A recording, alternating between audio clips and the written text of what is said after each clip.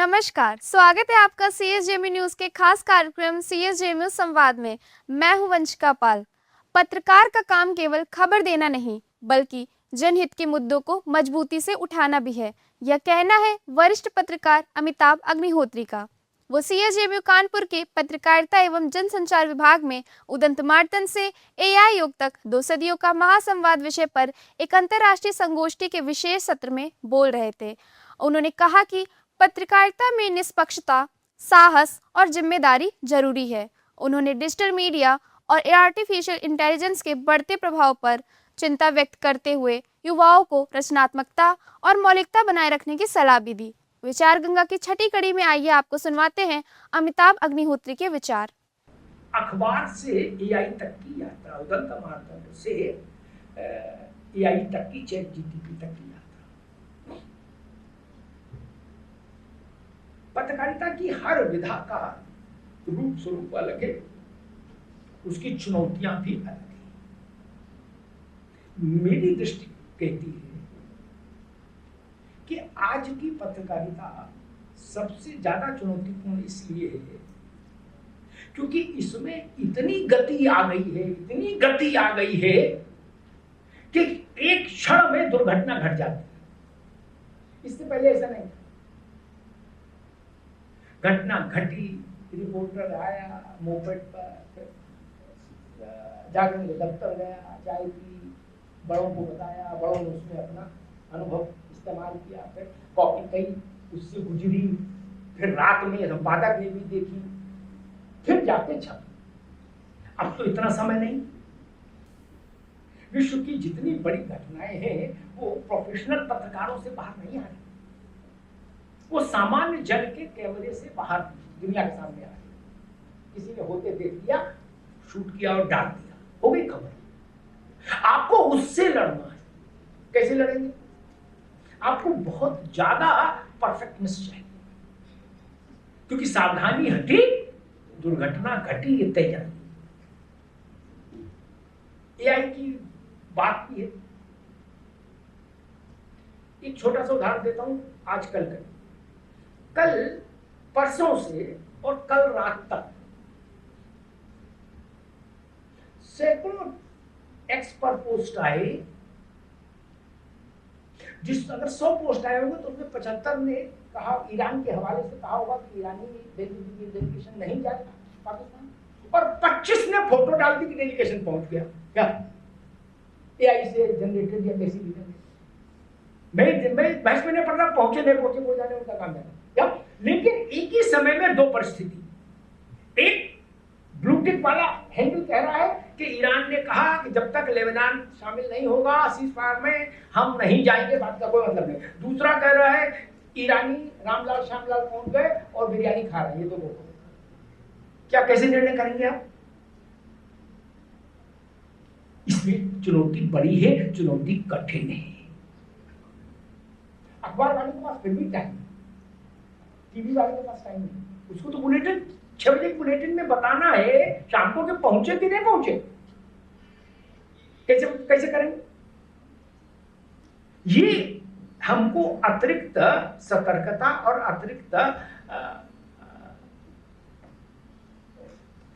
प्रतिभा हमको अपने लिए जुटानी पड़ेगी। निर्णय करने की क्षमता और ज्यादा परिष्कृत हो, सूत्र और ज्यादा मजबूत हो। क्यों? क्योंकि आपको हर पल कई करोड़ लोगों से जूझना है। एआई से क्या खतरा हो सकता है, उस पर बात करके फिर बैठ जाओ।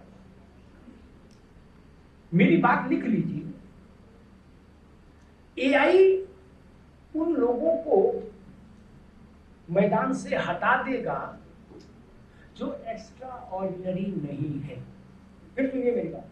एआई उन सब लोगों को मैदान से हटा देगा, पढ़ने वालों को भी, पढ़ाने वालों को भी। माफ करिए, जो एक्स्ट्रा ऑर्डिनरी नहीं रहेंगे। नारद जी ने कहा था, ऋग्वेद ने कहा था, यजुर्वेद में लिखा था। आज भी भाई साहब ये सब चीजें एआई ने कंपाइल करके एक 100 शब्दों में मुझे दे दी। आप कितना डिटेल में न जाओ।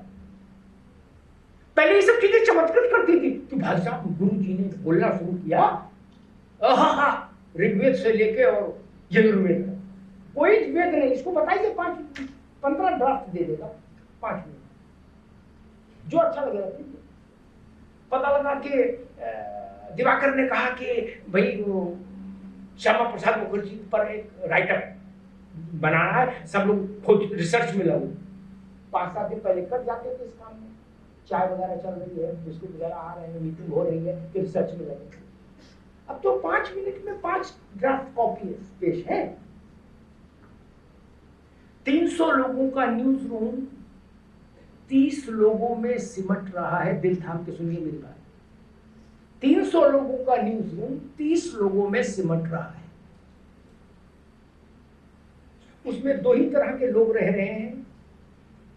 एक वो टेक्निकल लोग जिनको हम बोले एआई मैनेजर्स, ठीक, एआई से काम लेने के तौर तरीके सिखाने वाला सुपरवाइजर, उसका सरल भाषा में मतलब ये, ठीक।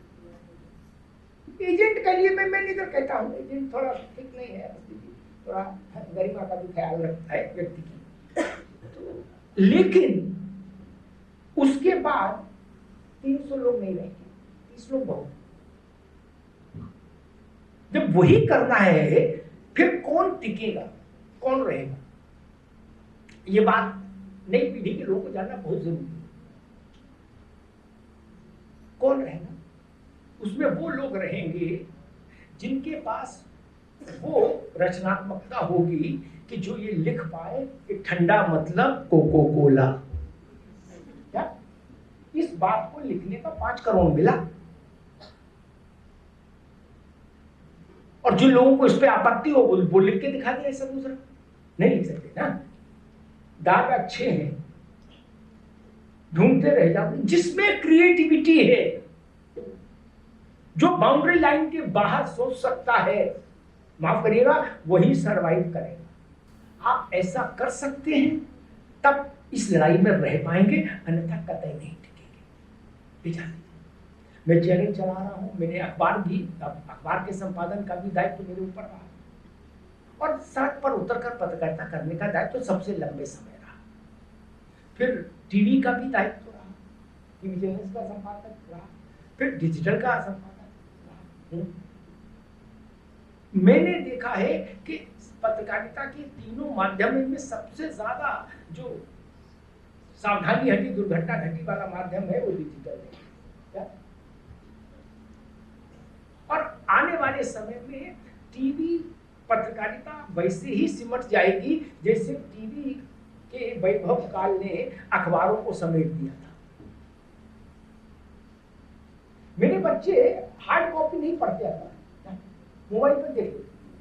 भूगती बीमारी आपकी को है कि आप पढ़ो क्या पढ़ना, तो मोबाइल में आएगा सब। बोले आप 7 अखबार मंगाते उसको 70 है, मुझे देखना होगा तो देख। वैसे ही टीवी की आभा खींची बहुत सीमित कर दी डिजिटल। जितनी जल्दी डिजिटल खबर दे रहा है रियल टाइम में, टीवी नहीं दे सकता, क्योंकि टीवी में अभी भी खबर का कुकिंग टाइम ज्यादा है टेक्निकली। डिजिटल में तो कुछ नहीं, रॉ खबर आई और छप से आपने सार्वजनिक प्लेटफॉर्म पर डाल दी, वो वैश्विक हो गई। तो अब आपको लड़ाई लड़नी है, और आपके संस्थान में आपके अध्यापकों को आपको इसलिए तैयार करना चाहिए कि आप डिजिटल फर्स्ट वाले मानसिकता में अपना पढ़ाई लिखाई का कोर्स करें। अपनी उपयोगिता बनाए रखने के लिए हमें एआई से आगे चलना होगा। कैसे चलेंगे ये अपने अध्यापकों से पूछिए, अपने आसपास के लोगों से पूछिए, और खुद से भी पूछिए। एआई केवल वही बता रहा है जो इस धरती पर कहीं बोया जा चुका है, बताया जा चुका है, लिखा जा चुका है। लेकिन जिसके पास लिखे से, बोले से, पढ़े से, बोए से आगे की बात है, उसका एआई क्या बिगाड़ेगा? नाशे रोग हरे सब पीरा, जपत निरंतर हनुमत पीरा, उसका एआई क्या बिगाड़ेगा? लेकिन जो लोग कॉपी पेस्ट से काम चलाना चाहते हैं, मैं बहुत अदब के साथ कहूंगा, वक्त खराब आ रहा है। या तो खुद में परिवर्तन करिए या रास्ता छोड़ बदल दीजिए। इस बुलेटिन में फिलहाल इतना ही। अगले बुलेटिन का कीजिए इंतजार। तब तक के लिए मुझे दीजिए इजाजत। नमस्कार।